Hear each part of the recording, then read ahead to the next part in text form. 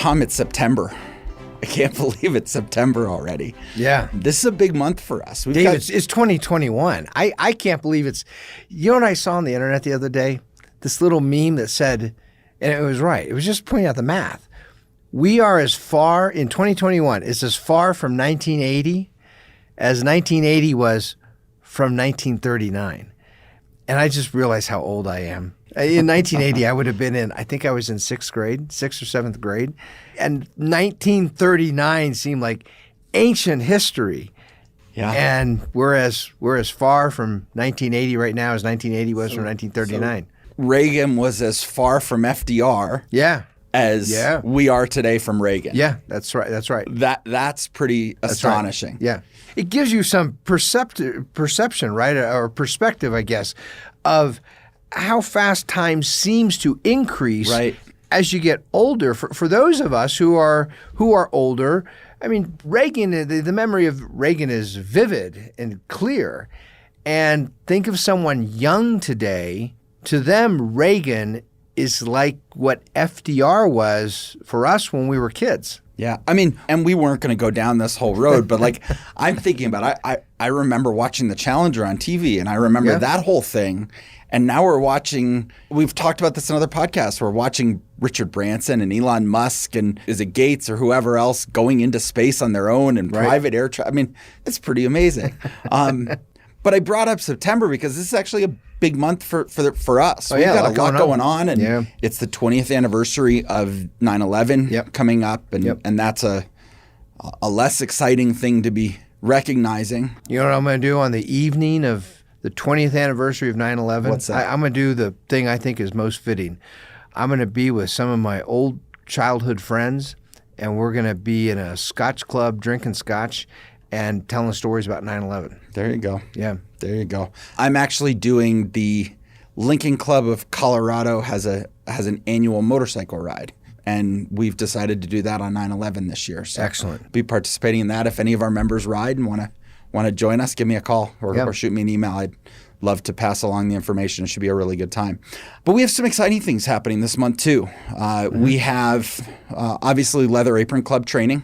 Yep. And our first members of Leather Apron Club, we do have a few spots left and a few rooms on hold if anybody can someone register right now, Dave, if they really get their act together? If they really get their act together and they call me or email me directly, and we've got to move quickly. So I'll respond very quickly, and we've got to go back and forth. But we were able to secure a couple of extra rooms, and we have a couple of spots left, and those rooms won't be held much longer. And I will say I usually don't pay much attention to these sort of things, but I've seen the hotel where the event's going to be. We're going to be in Black Hawk, which is a really cool little town nestled right there in the mountains.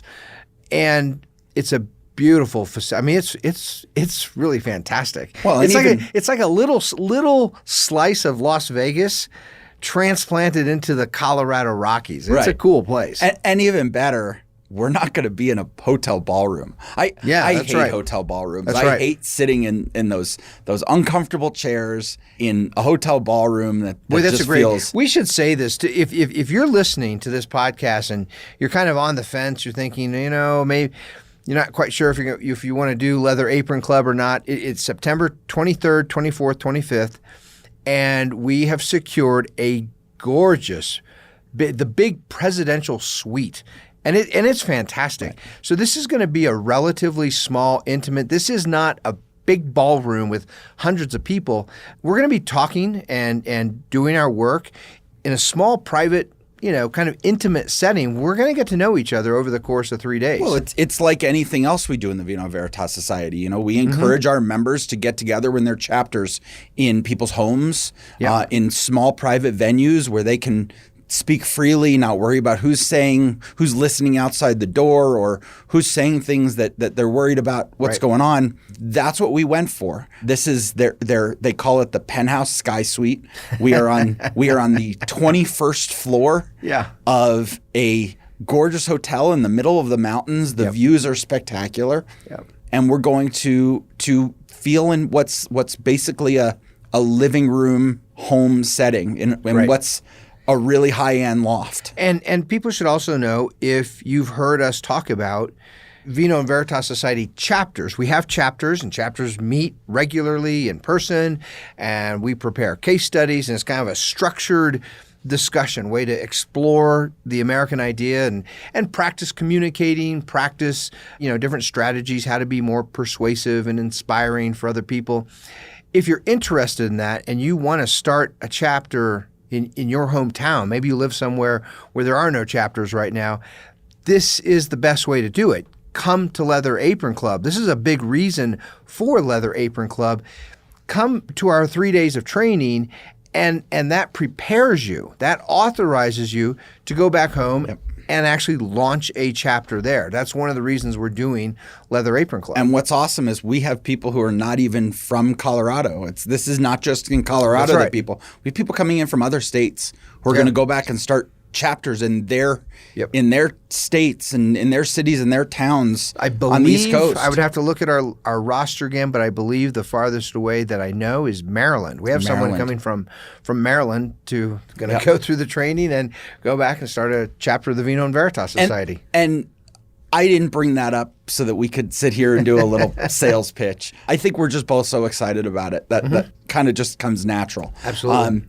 But that's the first thing, and I am so excited about it. I'm excited to spend time with some great people who care about liberty and freedom and want to understand the American idea better and who want to become guardians of the American idea. And we even have some current members, some current guardians who just want to make sure they know it even better, who want to take that next step. And anybody who wants to do that, I'm all for it. I'm giddy about it because I get to drag my portable mobile chalkboard with me and do some presentations with it. I actually had a conversation with the hotel last week, and they said, "Do you need any AV equipment?" And I said, "Oh no, no, we're old school."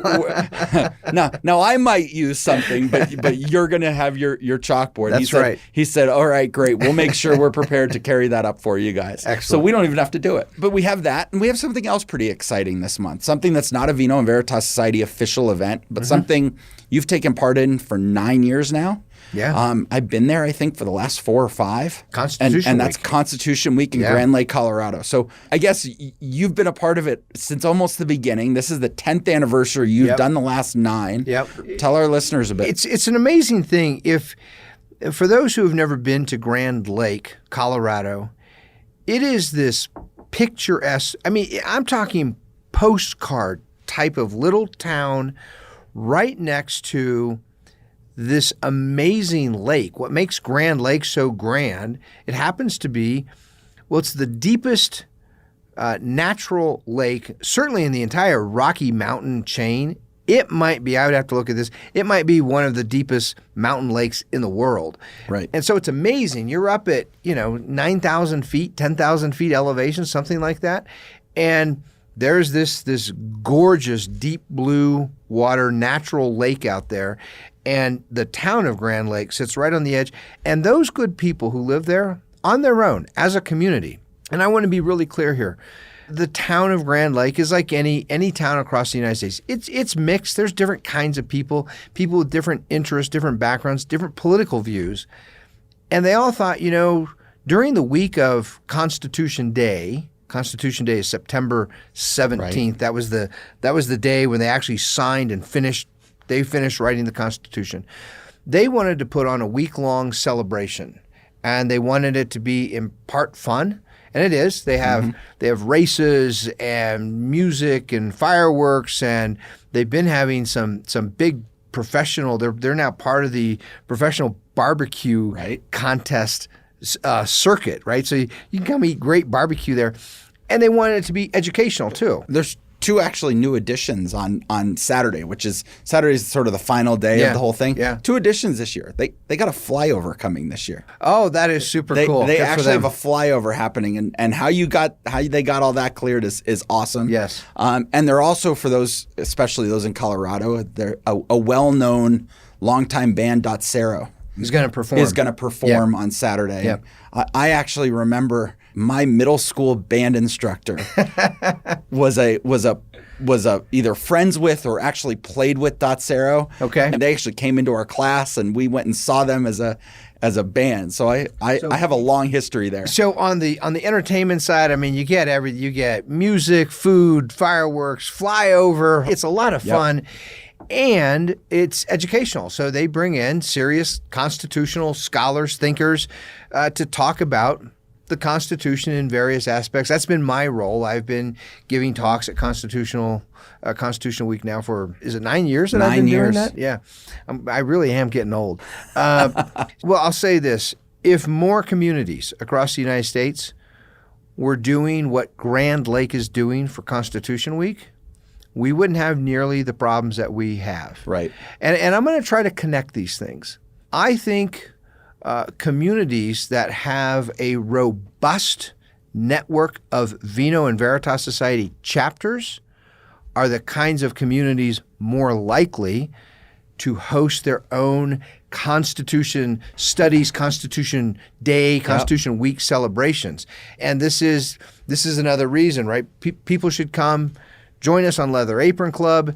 Go back, start their own Vino and Veritas Society chapters where you get to know your neighbors. You're talking about the ideas of freedom. You're talking about the Constitution and all these great things.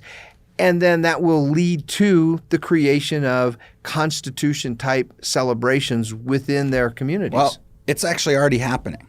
Our chapter in Fort Collins, Colorado, is doing a Constitution Day celebration on their own. That's incredible. And they are organizing. They're going to do a big dinner, a big celebration, and they're going to do their own version of Constitution Week, at least one night. Right. And it'll be an awesome thing, and with a lot of members getting involved. It's hugely important because there's a lot of ways to describe our challenges today, but one way, and that is perfectly accurate, one could say the single greatest problem we have today is we have a government that knows no restraints, no limits on its power, including no constitutional limits.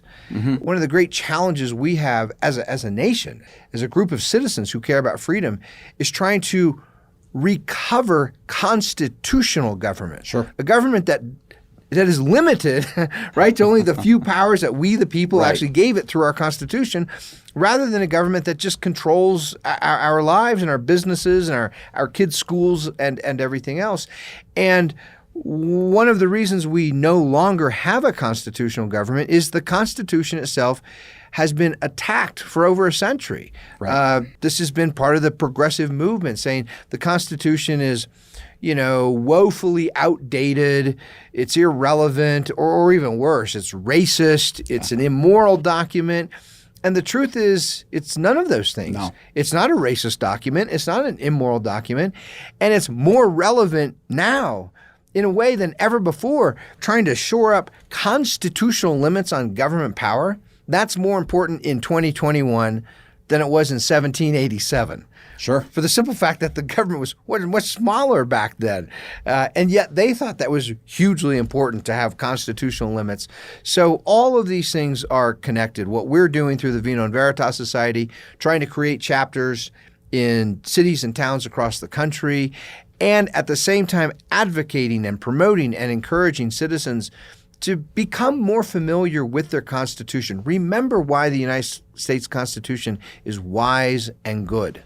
Before we keep going too far down that path, because you and I could spend hours just talking about the goodness and the importance of the Constitution, we're going to be doing something different this year at Constitution Week again. And last week we had to do our podcast remotely. This studio was under construction, or the room outside of this studio was under construction. I didn't get to see your glorious glowing face, Dave. I was looking into a little camera. It was awkward. It was the first time we've ever done that. And it was a little different. It was good practice, and it was good because now we can go and do the same thing. So we are working on organizing, and we'll let people know the location and the time.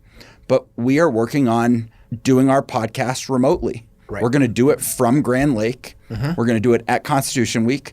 And for the first time ever, we're actually going to allow people to come and listen to us talk. Now, it's going to be a little different. We're going to be outside, but we're going to have that gorgeous Grand Lake behind us and the Rocky Mountains behind us. and we're going to get to put together a pretty cool presentation and let people actually sit in. And who knows, maybe if people are really into it, we'll stick around afterward and answer some questions. Let's talk about the dates just so people know. So I am speaking at Constitution Week in Grand Lake on the evening of Tuesday, September 14th. Correct. So the live podcast we'll plan on doing earlier that day, probably late morning. Late morning, right around lunchtime. Yeah. And we'll be trying to work with a restaurant, support local restaurant, hopefully do it with them. We'd love to do it outside, weather permitting. And we should send out a newsletter beforehand once all those details are nailed down, just so people can know exactly where and when to be if they want to come be part of the podcast. We'll be sure to do that. So I just wanted to make sure everybody was aware of everything going on, and this is a big month for you and I and for Vino Veritas Society, and I hope our members are excited about that. Now, I do have to ask. Yeah. You travel somewhat, right? You go to Connecticut every once in a while. You go to Kansas every once in a while. You're going to be out of town more this month than most. You're going to Kansas. We're going to Grand Lake. Yeah. We're going to Blackhawk. Yep. You have 2 dogs at home. I do. You talk about your dogs all the time. 2 golden retrievers, 2 white golden retrievers. Yes, I do. And you don't like leaving them. No, it's actually really hard. Are you going to bring them on any of these trips? Oh, goodness. What would happen? I would feel comfortable. The older one is Lucy. Right. And I've taken her to business meetings before. She's great. She sniffs everyone, gives everyone a little kiss, and then she'll lie down under the table. But Penny, oh man, Penny's the puppy, and Penny's like a Tasmanian devil. When Penny comes into the room, she's like, remember Kramer? How Kramer would come into the room? That's Penny bursting in. So I probably won't bring the dogs. But you asking me about bringing me my dogs, I was just reading this. I didn't realize the whole problem that Joe Biden has had with dogs. So when he was elected president, I think this was pretty clearly a political maneuver, though I don't know that for sure. We'll give him the benefit of the doubt. The point is, President Trump didn't have pets in the White House. So Biden wanted to send the message, I'm pet friendly, and he gets this dog named Major. Right. I think Major was a German Shepherd. And I got to say, I love dogs, especially big dogs. And so they bring in Major, this German Shepherd, and the problem with Major is he keeps biting people, including the president. He's biting the Secret Service agents. I was looking at these chain of emails. Apparently, that dog had bitten someone every day for 8 days in a row. And so they sent the dog off to some kind of special training camp to learn how not bite progressives. And they brought the dog back, and he did it again, and they had to keep sending it off. I kind of want to send that dog a treat. Just say thank you for biting all those progressives. I really appreciate it. It's interesting, and I did a lot of training with some of my dogs in the past, and I had a beagle growing up. Yep. Beagles don't like to listen to humans, and my beagle was not well trained. I mean, I'm talking when I was a young child. Beagles are known for howling, right? Howling, and they love to dig through trash. So my beagle was very good about opening cabinets and accessing trash cans. And on a fairly regular basis, we'd come back home from something, and there would be trash spread out all over the kitchen. Yep. And the dog would be sick as could be because he ate something he definitely shouldn't have. And you had to be careful about, like, don't throw chocolate away, because my beagle was also known for getting out of our backyard and coming to find me in elementary school. Really? He would run the 10 or 12 blocks. That's a smart beagle. And on a regular basis, he knew where you were. He knew where I was. Yeah. And on a regular basis, he would end up in the principal's office at my school, and they would hold him there until the end of the day when I could walk him home. Take him home. after school. I mean, that was my beagle. But after that, I became committed to training dogs, and I was very into training dogs. And one of the things they teach you when you're learning how to be a trainer is you have to show that dominant alpha Right. quality, right? Especially with a male dog. Male dogs want to be in charge, and you have to show them you're not in charge of me. Dave, are you telling me Joe Biden has to be the dominant alpha in the room? That's exactly what I'm telling you. Maybe that's the problem. I think that's the entire problem. Maybe that German Shepherd said, no. I'm the alpha male in this room. Here's what I want to know. I want to know who did he not bite? Because that's who's probably running the U.S. government right now. Probably. Oh, that's a great point. Now, on a more sad note, upsetting note, angering note, we also just learned this week that as we left Afghanistan, as we left Kabul, and the atrocious nature in which that was handled. Yeah, this is a terrible story. We left a dozen plus service dogs in the hangars, in crates. I haven't seen any numbers. If any of our listeners know of a number of how many dogs, these are U.S. military, so these are highly trained, like loyal, great dogs. I would love to see a number. Not that it matters, but even if it was one, that's too many. These are dogs who have so loyal, and their handlers very often will adopt these dogs once they're done with their actual service terms, because they just fall in love with them. They form these amazing relationships with these dogs, and the United States government just left them in Afghanistan. Just left them.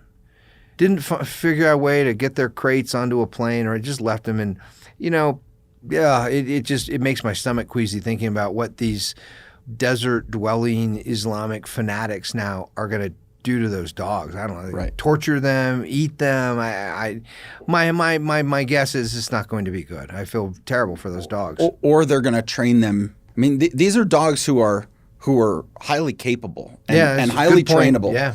And I could imagine them training them to do some horrific things to the people as they go door to door. Yeah. Right? I mean, we already are hearing stories.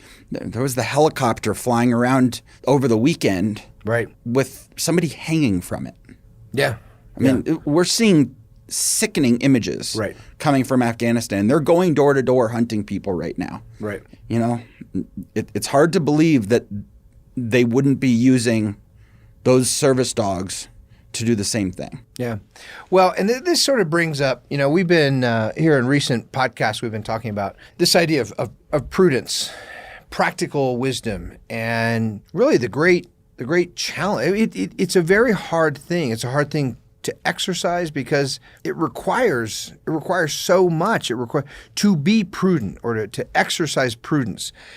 It means a person has to, number one, has to have great knowledge of the particulars, whatever the situation is that you're dealing with. What are the particulars of the situation right now, and how are things changing? You need to know that. But you also need to know the timeless principles of right and wrong, justice and injustice, what's good and what's bad. It's good to know some history, to know if you're in a challenging situation. And this is true whether it's a challenging political situation or any other kind of challenging situation, just some kind of practical problem that you have to solve. Has anybody been confronted with similar problems? And what did they try, right? That requires knowing some history. And how did those things turn out? What were the results? When it comes to political problems, you want to know something about human nature. You want to know how do human beings tend to respond to different kinds of incentives, right? As you're trying to figure out what's the right choice to make, or what is the right policy to implement, or whatever it is.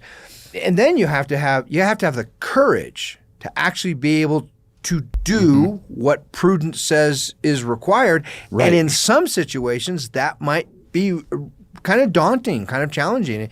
It might require a great amount of courage to do the thing that prudence requires. And so my whole point is prudence is a tremendous virtue. It's a demanding virtue. It's very difficult. It requires a lot. And we as citizens, we should be cultivating our capacity, that virtue of prudence, throughout our entire lives, working on it, deepening our understanding, building on our experience of trying to solve practical problems, make practical judgments, scanning history, understanding how other people have tried to solve similar problems, things like this. And of course, we should not elect people we think we like, right? I know, and I think you've heard the same thing. We've both heard many people say they elected or they voted for Barack Obama, just as an example, because he was so cool. Right. He looked cool. And I'll acknowledge, in some situations, he did kind of look cool. He kind of looked cool with his open button shirt and his black jacket on, sitting there engaging with David Letterman. He looked pretty cool, right? But we shouldn't be electing people who seem cool. We shouldn't be electing people we think we like. We should be electing people that we've judged will be good at prudence. Right. Can make prudential decisions. And that requires that we know something about prudence in order to be able to determine which of numerous candidates is most prudent or has the greatest capacity for prudence. You know, we talked about it last week on the podcast, and I think it's worth mentioning again the role that some of our precepts have in prudence, right? So you talked about understanding history. Talk about truth. It's very easy. I mean, right? Progressives have done everything they can to rewrite history. They've told lies on a regular basis about everybody from Lincoln through the Great Depression and how it was capitalism. They make up this lie that it was capitalism that caused the Great Depression. And it was the progressive ideas of Franklin Roosevelt that got us out of it, and big government that got us out of it. All of these things, you have to believe in truth in order to understand what a prudent decision is going to be. If history is going to mean anything. I was just reminded, I've been digging through, I have these boxes of old files filled with all kinds of writings from my old former professor, Harry Jaffa, who's passed on several years ago. He's no longer with us. And when I was in Claremont, my office, I actually had an office right next to his for a long time. Professor Jaffa would write things. He was just always writing things. Some of the things he would get published, often he would write up these essays because I think it helped him sort of clarify his own thoughts. But I bumped into a little document he wrote, and he was referencing, now I'm going to botch her name, Mary, I think it's Lefkowitz, I think is her last name. I can pull it up if you want me to. It's okay. She wrote a book about, she included in the introduction the story. The book is Out of Africa. And in the premise or the preface or introduction, she tells the story where she was at an academic, she's an academic. I think she's a historian or a professor of classics, something like that. She was at an academic, on a university setting, and the speaker just asserted boldly that Aristotle had plagiarized his philosophy from books he found in the library at Alexandria. And she went to the dean or the president of the college, and she complained and pointed out that the library at Alexandria was built long after Aristotle was dead. He could not have been plagiarizing from books he found in the, right? Right. This person, this academic speaker didn't even have basic historical chronology correct. And the response from the dean to this esteemed academic was, everyone has their own views of history. In other words, he wasn't willing to concede that there's objective historical truth, including basic dates of when people have lived and when libraries were built, right? And it's all just a matter of perspective. Everyone has their own perspectives about history. There are plenty of people who will tell you that time isn't linear and the earth is flat and whatever else they can come up with. And as to your point, it's impossible to learn from history if we don't believe there's objective historical truth, that certain things happened in certain orders and for certain reasons. So I bring that up because I think it's important that we always, even when having prudential, trying to be prudential in our decisions, having conversations and exercising prudence in our decision making, it's important that we still embrace our foundational precepts, our principles. Now, that said, that's not always easy to do. And that's, I think, been the point that we've been trying to get across for the last few weeks. That's the point of this month's case study that we talked about quite a bit last week. Yep. And there's one point within that case study that I think deserves a little bit more attention than we've given it in the podcast so far. And, Sure. And I'm looking forward to our members at their chapter meetings. I'm looking forward to hearing how those conversations go. Right. And that point in particular is, if you were George W. Bush, and it was September 12th, 2001. Yeah. 20 years ago, almost 20 years ago. Yep. What was the prudential decision? Let's start with a kind of a qualifier. Let's just suppose everybody listening thinks Bush did not do the right thing. He made a mistake. Okay. What was the right thing? What should he have done? Or for that matter, members of Congress, they're very involved in all of this. They're the ones who pass bills funding the military. There is no military for the president to be commander-in-chief of if Congress doesn't appropriate some money to build an army, right? There has to be an army and navy to command. It's Congress has the constitutional power to declare war, not the president. So the president, members of Congress, what was the right action? And here I want to tie this directly to one of our virtues. We have 6 precepts and 4 virtues. One of our civic virtues is this idea of self-assertion. It's really the same idea as that coiled up rattlesnake on the old Gadsden flag. This is don't tread on me, right? Mm-hmm. You have not just the right, you really have an obligation to defend yourself, protect yourself, defend the people that you love and you care about. Don't let people just walk all over you and trample all over you, including the government, but also other people too. People should know that if they come and try to steal your stuff, or they come and try to hurt you somehow, there's going to be a price to pay. Yeah. It's not going to be pleasant for them. That's a good thing in principle. Now, the application of it often requires prudence. Think on an individual level. What is required before you should actually strike someone, right? What if someone gets in your face and is screaming angry, but they haven't touched you? Should you paw off and deck them? What if they push you, but they don't hit you? What if it's someone way smaller than you? What if it's a woman? I used to one of the greatest jobs in my life, Dave. I've never talked about this. I think I learned more at this job than I was a bouncer in a nightclub. Not just a bar, but like a nightclub with loud music and a big dance floor and all that. Oh my goodness. By about midnight, right? Yep. Everyone's getting drunk and all the guys are trying to hit on each other's girlfriends and it's just fireworks would erupt every night. And I remember once I had to break up a fight between 2 girls, 2 small girls. One was really, really drunk and the other was mean. Man, she was just mean. And I went over there. They were inside there by the pool tables. And they were breaking stuff and throwing stuff around. And I went over and said, ladies, we can't have this. We got to go outside. And the one turned to me and tried to claw my face off. And I was like, no. We're not going to have this. What do you do, right? That requires both some self-assertion and some self-restraint. Yeah. That doesn't justify breaking her neck. It does justify doing something to protect my eyes from getting scratched out, right? That's on the individual basis. Now take it on a big national political basis. People turn airplanes into missiles and bombs and weapons of mass destruction and attack our cities. And buildings fall down and people die and all the terrible things that happen on 9/11. What's the right response to that? There's the challenge of prudence, because there's no obvious clear answer beyond dispute or beyond question. Right. Any answer that's given will be disputed, will be questioned, whether that was the right thing to do or not.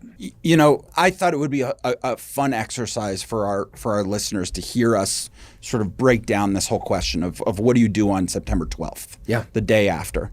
And I was going to start it with this old constitutional question of standing armies and standing navies and going back to that. And I'm going to ask you, even though it's in the case study, I'm going to ask you in a minute to go back and go over that, what the Constitution says. Sure. But you just said something that I had never thought of before, and it really triggers an interesting question. And I'm going to ask you to tie this in at the end. Okay. You're asking a lot, Dave. I don't know if I can remember all those threads and strings. Okay. Take it on an individual basis. Standing Army, standing Navy, right? And what we learned, what you talk about in the case study this month, is the standing Navy was asked to be there because you couldn't just go build a boat overnight. You had to know how to sail a boat or how to move a boat, steer it, how people were going to live on it. I mean, there's so much to it. Let's lay out the constitutional point that you're making. Okay. The United States Constitution in Article 1, Section 8, this is where we find the enumeration of the powers of Congress. There's 17 listed. And I encourage, if anyone has not read the Constitution, take a moment and go look at Article 1, Section 8. Read it for yourself. Yep. It's very short. It's 17. It says, if you're in Congress, here are the powers that you have. And what you'll notice is most of them are fairly specific powers. Here's one of the powers. Congress has the power to provide for a post office and post roads. Because they thought, okay, we're going to have a post office system. I actually would have quibbled with that if I was in the Constitutional Convention. I would have said, no, don't worry. UPS and what's the other express? FedEx. FedEx. They'll figure these things out. But they thought only the government could deliver mail. And so the Constitution grants to Congress power to pass legislation that provides for the construction and maintenance of post offices. And of course, you need post roads. Many of the highways in the United States began as postal roads that connected one post office to another post office. There's an interesting, I'm going to little side interruption. Yeah. Ben Franklin, our motif. Yeah. Right? Like we think so highly of Ben Franklin. Yes. But it shows how intention interferes with proper government. Ben Franklin was the Postmaster General at one point. That's right. Ben Franklin had an interest in the post office. That's right. And Ben Franklin was one of the great influences on the Constitution. Yep. Do you think he had anything to do with getting a post office? A post office? It would have been probably one of the few things you would have quibbled with Ben Franklin over. I would have said, Ben, trust the free markets. Ben's big interest in the post office was he thought, well, to be a free people, you need to be enlightened. To be enlightened, you need to learn. You need to communicate. So whatever we can do that facilitates, people writing letters, people communicating, is in general a good thing. It just shows how even the best thinkers out there still sometimes they get so close to something. Yes. They can't see past, and that's why this is such a challenge. And people, I hear this all the time, Dave. People think, well, I agree with all your talk about constitutional government and free markets, but this one topic that really matters to me, this is so important. I think only government can do this. We hear this over and over. And what would Ben Franklin say when he saw the contract that Amazon has now with the U.S. Post Office? Right. So it's just it was worth pointing out. More importantly, what would Ben say if he saw the fleet of Amazon trucks, right, and Amazon drones, and Amazon is figuring out all kinds of ways to just deliver their own stuff. So anyway, continue. You were talking about the post office. Yep. And I just had to point that out. Absolutely. So what I'm trying to do is present the Constitution as a kind of user-friendly document, because it is. I think too many citizens believe that the Constitution should be the preserve of lawyers and scholars and judges. No, it's our Constitution. It's every citizen can read it and see exactly what's in there and what powers we the people gave to our government. And that section, Article 1, Section 8, there's a bunch of bullet point powers. Congress has these powers. And there are two that are really interesting. Well, I'm actually going to mention three in a row. There's the power to declare war. Mm-hmm. Now the Constitution does this very interesting, I think ultimately a wise thing, in that it vests the power of commander-in-chief in the president. So the president gets to decide. He can pick up the phone or send a memo and say, tell a general to send troops somewhere. And that general likely is going to follow that command. But the power to declare war, to make it known to the world, we are now at war with someone, that power is reserved to Congress, where there is some deliberation and debate, right, and different opinions and perspectives and interests represented. Now, as the Constitution makes that starts to focus on national defense topics like declaring war, it follows by saying that Congress has the power to provide for an army, to raise and provide for an army, but no funding provision for that shall extend more than 2 years. Right. So that means Any bill to fund the Army, it just lasts 2 years. It means that Army, what it does is says Congress might need to raise up an Army. You might need to train some citizens how to do basic soldiering, right? Basic soldier skills because of an immediate conflict. But once the conflict is over, well, the Army should be effectively disbanded. The Navy, however, it says the Congress has the power to provide for a Navy, period. There's no time limit. There's no time constraint. The Army, only 2 years at a time. 2 year, right? And the idea being, okay, you can pass funding and create an Army and train an Army for no more than 2 years. Then Congress has to revisit that. Do we still need this Army? Do we still need that funding? Maybe they do, and they can pass another funding bill. Maybe they don't. The Navy is a more permanent kind of feature because they recognize that you can't just build a naval warship overnight. Right. Or in a week or in a month. And you can't teach someone how to sail a naval warship, right? These are things, it takes a longer period of time.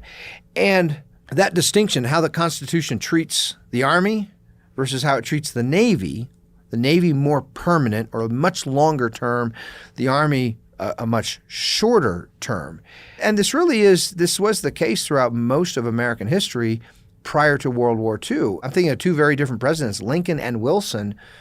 Both had the same problem as they got close to war, they had no Army. Right. There really was no Army. When Lincoln was elected, the Army was a few hundred soldiers and a few dozen officers, mostly scattered out on forts, out on the plains, fighting Indians. That was that's all that there was of the Army. And the same thing when Woodrow Wilson was president.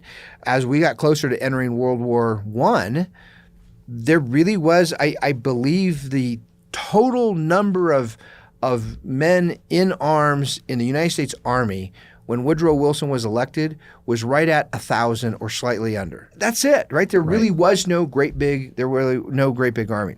Now, the reason for that is some classic wisdom that the founders studied and absorbed and agreed with. And that is, on the one hand, a military, especially a standing army, large numbers of people armed to the teeth and trained to be killers.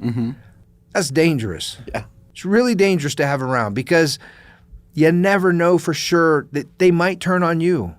That's the danger of a large standing army. At the same time, on the other hand, the world is a dangerous place and we need some kind of army. We need some kind of military to protect us. If you go to the extremes of either, you have big problems. For the people who say, the military is great, the more military we have, the better. Well, at some point, right, that gets to be dangerous. We become a military camp, the entire country.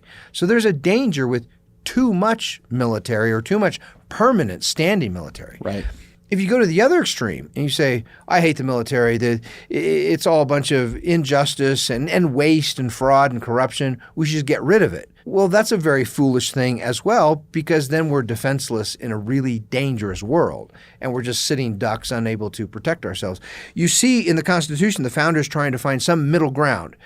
They are concerned about large standing armies and they realize we need some military infrastructure in case we're ever attacked or threatened or something like that. And that's where we get those two competing provisions, a long-term Navy and a very short-term Army in the Constitution. Right. And I think part of it's on us. I mean, we have to interpret the Constitution at certain times to understand its intent for modern purposes. And there's probably a big conversation to be had about how would that apply to an Air Force? Should the Air Force be a part of the Navy? Right. We do have planes that are part of the naval fighting units. Yep. But should we have an Air Force? Should we have a standing Air Force? That's the same as a boat.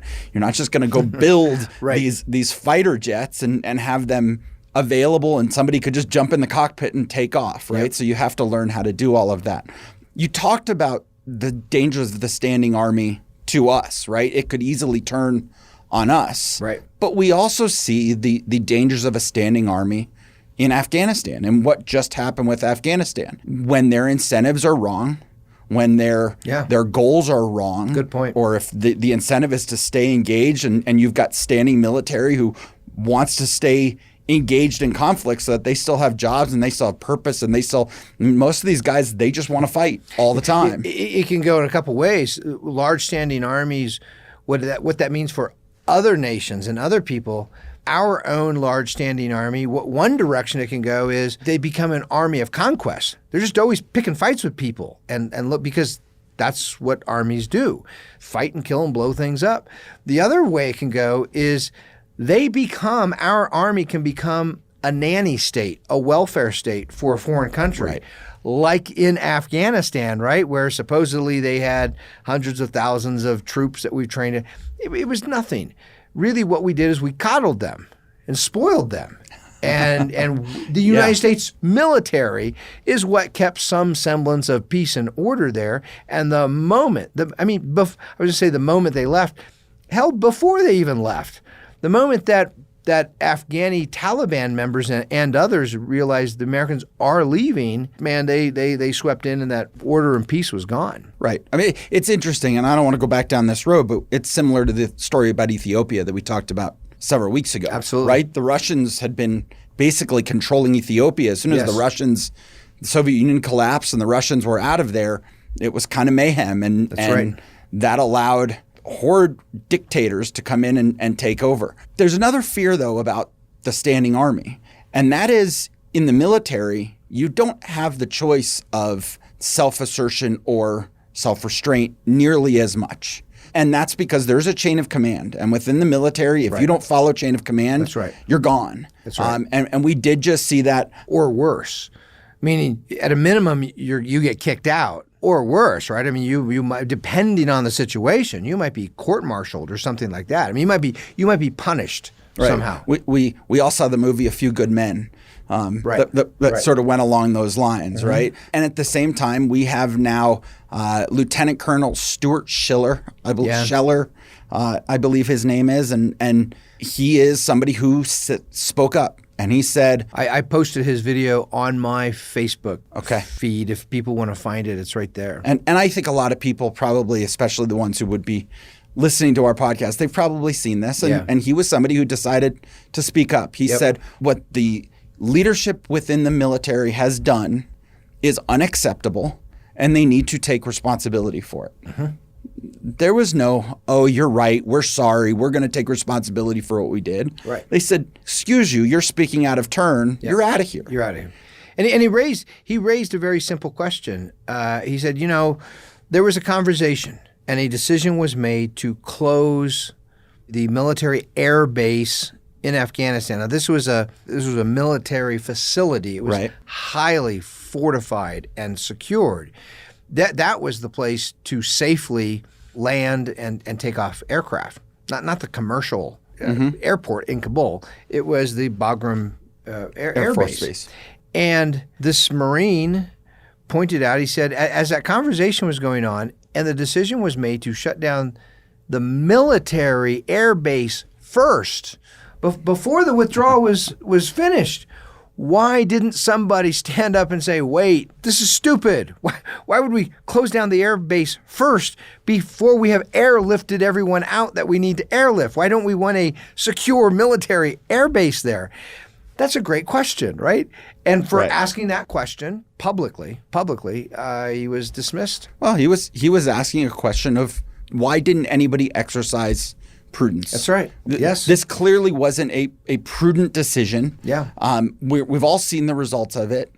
I don't care whose idea it was. Now, I don't buy into the whole storyline that Biden is pushing, that I was just following Trump's plan. But even if he was, you have to exercise prudence. Right. You have to judge the plan. Right. Right. You get elected president, and the prior administration had policies.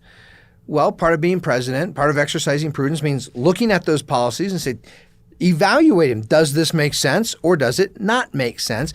Many of Trump's earlier policies Biden has said don't make sense. We can discuss whether Biden had a good assessment or not, but the point is he disagreed with Trump. He came in and he said, no, I think it is imprudent to let that oil line, Keystone pipeline be built. So I'm gonna shut it down, which he did instantly. Right.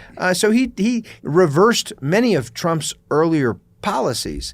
So that's no excuse just pinning it on Trump. But more importantly is as president, he should judge, evaluate, use prudence about what's going on right now. I mean, as we started this, he went and reevaluated every decision Trump made to the littlest things like, should I have a dog in the White House? Yeah. Right? Yeah, I mean, he evaluated every one of those things. Including things that, involve some former colleagues of mine. For 10 years of my life, I worked with and under Larry Arnn, who's now president of Hillsdale College. Larry was part of the team that within the Trump White House, what did they call it? It was a 1776. The 1776 project. And they actually wrote a very good short little, it was a statement, it was a short little essay. And Larry was part of that. And I trust anything that Larry Arnn, writes is going to be solid and good. But Joe Biden, within the first 24 hours of being elected, so this was like a priority for him. Right. He assessed that no way, we are not having a 1776 report, not in my administration, and deleted it from the White House website. It was a counter argument to the 1619 project. Right, yes. That was the point of it. Yes. And Biden said, no, the 1619 project takes priority over 1776. Over the Declaration of Independence. Right. That's right. So you have all of those things. And I think it's going to be a fascinating conversation for our chapters over the next few weeks to talk about, should we have standing armies? Yep. Should we have standing navies? Should we have a standing Air Force, the Marines, all of these different groups? And we talked a lot about it last week too. But you said something earlier, and I want to leave people with a little thought. And maybe you can give me your thoughts on this, and then they can go think about it themselves. The standing army and standing navy, we see the founders' ideas here. Right. And you started bringing this back to the individual 10, 20 minutes ago. Yeah. Bring that same argument back to the individual about owning a gun, owning weapons, knowing how to use them, arming yourself, being trained on how to use them. We have a lot of members and a lot of listeners who believe very strongly in owning arms. Yes. Whatever bearing arms is defined as, yes. We have a lot of members who believe in that. Yes. How does the founders' idea of no standing army, unless it's at a time that it's necessary, right? But having a navy, how does the idea of actually owning and learning and being trained on weapons, how does that play into that entire thing? Both from a personal defense standpoint and your role in self-assertion. If the United States needs you tomorrow because we need troops in Afghanistan, or we need troops in Germany, or we need troops anywhere in the world.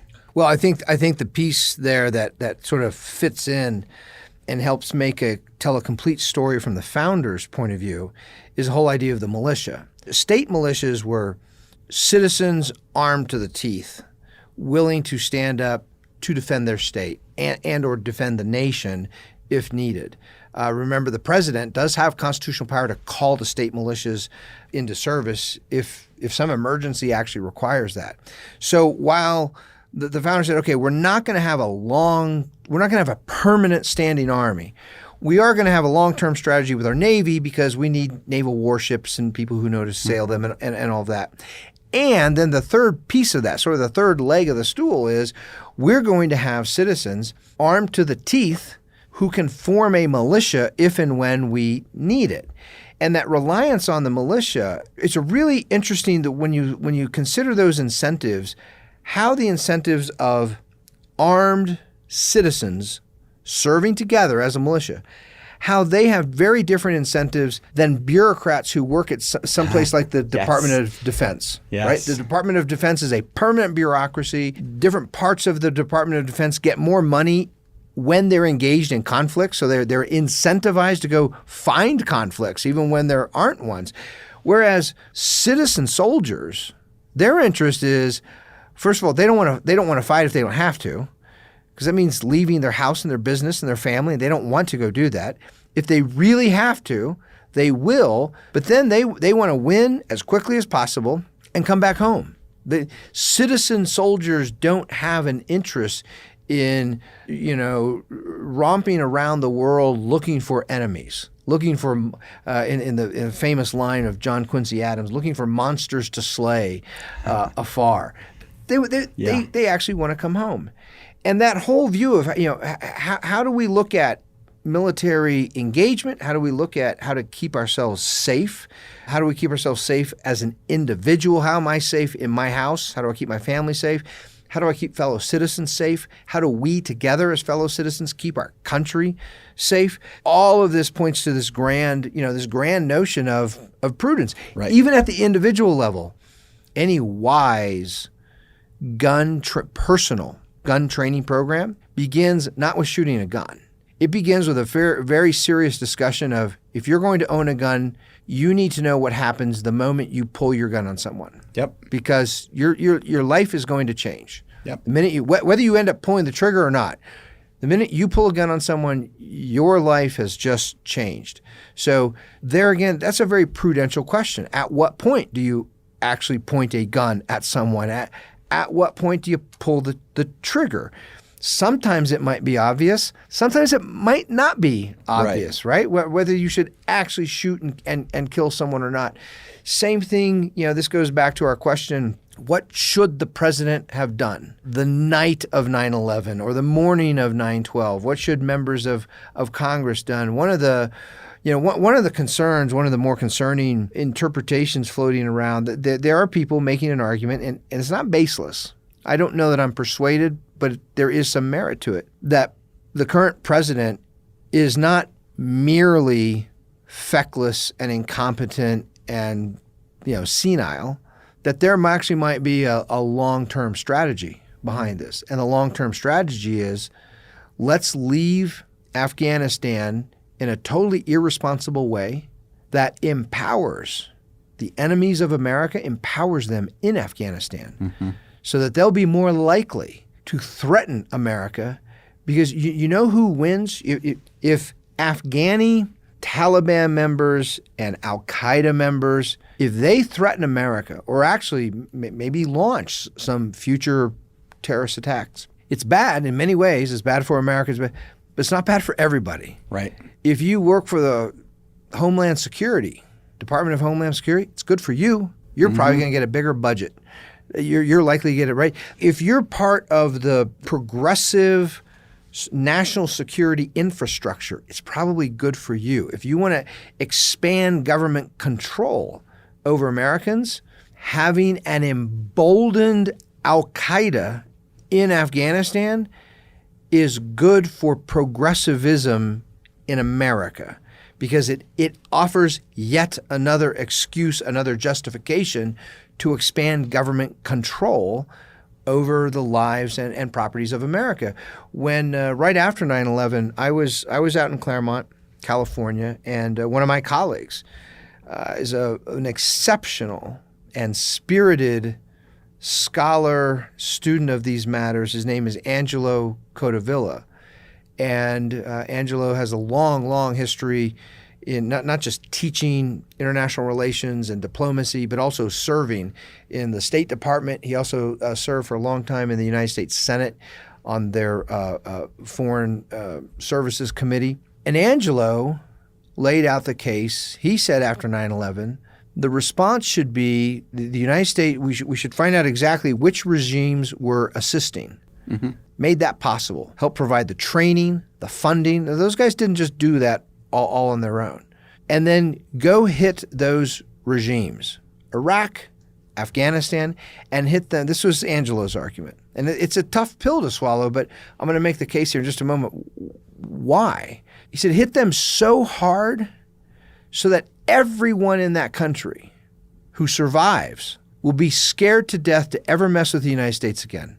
Yep. So that if they hear any whispers, rumors that some people in the neighborhood are planning an attack on the United States, they'll be the first ones to go turn them in to their own authorities. Say, we don't want anti-American terrorists here because look what the Americans did last time.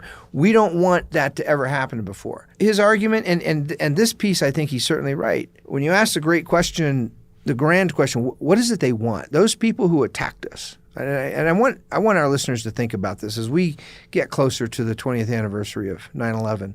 What did they want? They knew they could not win in a head-to-head contest with the United States military. Mm-hmm. They couldn't. But they also knew that a series of terrorist attacks could lead millions of Americans to abandon their own freedom in exchange for promises of security. Think about how our lives at places like airports and public building, how all that has changed, right? Yep. Now we have gigantic government bureaucracies, all staffed with unionized government employees, helping more Democrats get elected, yep. Scrutinizing, surveilling, sometimes harassing United States citizens because these foreigners attacked us. Yep. And that was Angelo's whole point is, if the only way to beat them is to remain a free, open society. Yeah. To remain a truly liberal society, a free society. The minute we become a closed, heavily regulated security police state, they've won. The terrorists have transformed the character of the American regime.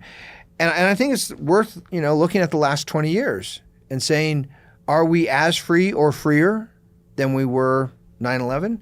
Or are we more of a police state than we were? I don't even know that that's a question. Yeah. At this point. I think you and I could probably go on that topic for a while, and maybe we will next week or in a future podcast. But I think the takeaway that I hope our members take away as they go into their chapter meetings this month, if you're a digital subscriber and you're looking at the case study and you're going through the thought exercise on your own, mm-hmm.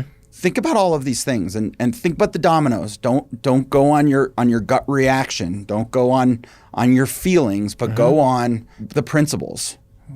Mutual civic trust, truth, the virtues of self-reliance and self-assertion. What are our responsibilities in using those? And how do those apply both to your personal life and to the government and the really people? Reflect on this challenge of prudence. One of our precepts is the proper purpose of government. Suppose we have a president who agrees with that idea. Government should protect the natural rights, the private property of all citizens. That is the purpose of government. And we have a president who agrees, and we suffer another attack, something like 9/11. What's the right way to implement the proper purpose of government? That requires some practical wisdom. And even the prudence in that. I mean, as the counter to Angelo's comment, Donald Trump said on several occasions, I have a plan, a written plan in place if we ever choose to use it, that will end the war in Afghanistan and will lead to victory,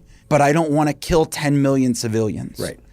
And that proper purpose of government is that only to recognize the natural rights of American citizens and protect the natural rights of American citizens, or does an individual, even at the helm of the United States military, the commander-in-chief, have a responsibility to the natural rights of all people? These are intrinsically problematic, questionable subjects. When you're a nation, your nation is trying to achieve victory in war, what will you do to achieve victory, and what won't you do? Right. If anything, is there anything you won't do to achieve victory? I mean, we were having that debate in World War II, right, about dropping the bomb. Yep. Do you drop the bomb to achieve victory, to get the Japanese to actually stop, or do you continue on with the same? And Americans they disagreed with it at that time when Truman dropped the bomb, and here we are 80 years later, and Americans are still disagreeing with that. Yeah. These are hard subjects. Yep. Well, I hope the chapter meetings go great for people. I hope those digital subscribers spend some time thinking about it. Yeah. It's a really fascinating thought process, and it's something that we have to do better if we're going to be guardians of the American idea. We have to know how to exercise prudence, and we have to exercise it, and we have to keep practicing it over and over and over again. That's how we become better guardians. Till next time, Dave. Nos somos custodes.